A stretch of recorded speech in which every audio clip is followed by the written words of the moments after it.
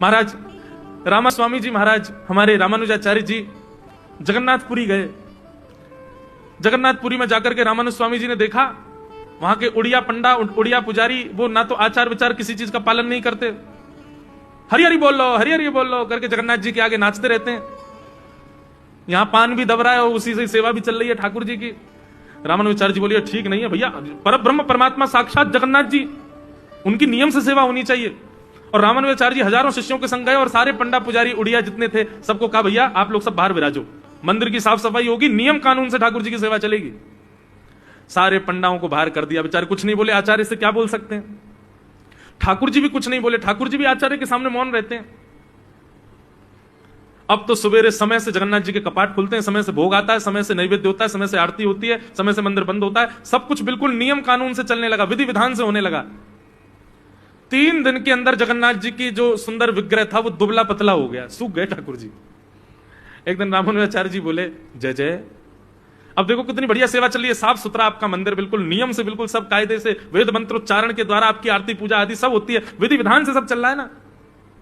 ठाकुर जी बोले हमने आपको दक्षिण भारत दे तो रखा, वहां पे हमारी खूब नियम से पूजा करो, हम कुछ कह थोड़ी रहे हैं आपको, ये स्थान रहने दो ना। ये बेचारे प्रेमी भक्त हमारे ये ऐसे मटक मटक के गोविंद गोविंद कहकर के हमारे सामने गाते हैं, हमको बहुत अच्छा लगता है, हमको इनकी सेवा यहीं पर ऐसे ही बढ़िया लग रही है, आप ऐसे करने दो ना इनको। अब नियम कानून, आप दक्षिण में श्रीरंगम है, तिरुपति बालाजी हैं, पद्मनाभ स्वामी हैं, वरदराज भगवान हैं, इतने सारे मंदिर है, वहां नियम चलाइए। अभी जगन्नाथपुरी में इन्हीं के नियम से होने दीजिए।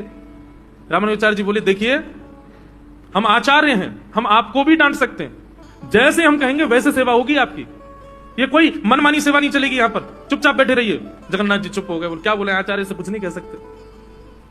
रात्रि में शयन करा करके रामानुज स्वामी जी अपने सब शिष्यों के साथ सोने चले गए, तो बलभद्र जी, सुभद्रा जी, जगन्नाथ जी, सुदर्शन जी, गरुड़ जी सब एक संग बैठ गए, आपस में मीटिंग हो रही सबकी।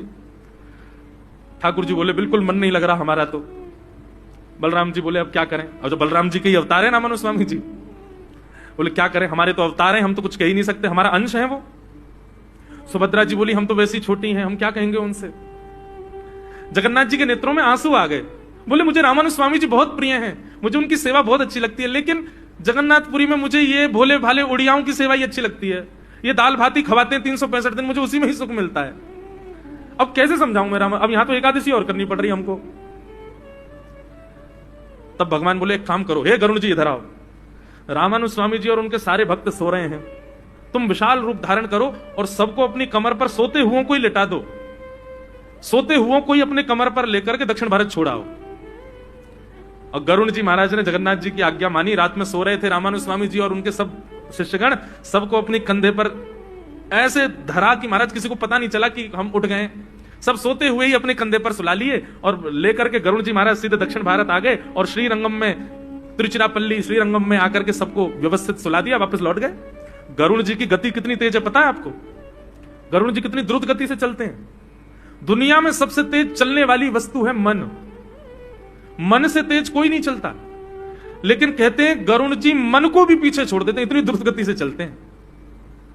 आपको यहां से हैदराबाद जाने में 3 घंटे लगते हैं, लेकिन मन को 4 मीनार पहुंचने में 1 सेकंड भी नहीं लगेगा, 1 सेकंड में पहुंच जाएगा। आप बैठे रहो तांदूर में, मन पहुंच जाएगा। लेकिन गरुड़ जी उससे भी तेज चलते हैं। तुरंत गए महाराज रामानुज स्वामी जी आदि सबको सुला दिया, वापस आकर के द्वार खोल दिए, सारे उड़िया भक्तों को अंदर बुला लिया। रामानुज स्वामी जी रात्रि में सोए, सवेरे उठे तो देखा महाराज ये तो स्थान ही बदल गया, सब कुछ अस्त व्यस्त, कहां आ गए भैया। सब लोग एक दूसरे से पूछने लगे कहां है कहां है कहां है। तभी मुख्य द्वार खुला, शेष नाग पर श्री रंगनाथ भगवान पौड़े हैं, मंद मंद मुस्कुरा रहे हैं। रामानुज स्वामी जी बोले जय जय, ये क्या किया आपने। बोले अब आप यहीं रहो, वहां उन्हीं को ही सेवा करने दो, उसी में ही आनंद आ रहा है, हम हमारे जगन्नाथ विग्रह को उसी सेवा में सुख मिल रहा है। ठाकुर जी को कब क्या भा जाए क्या कह सकते हैं हम, किस भाव पर ठाकुर जी रीझ जाए कैसे बता सकते हैं हम। इसलिए भैया रिझाते रहो।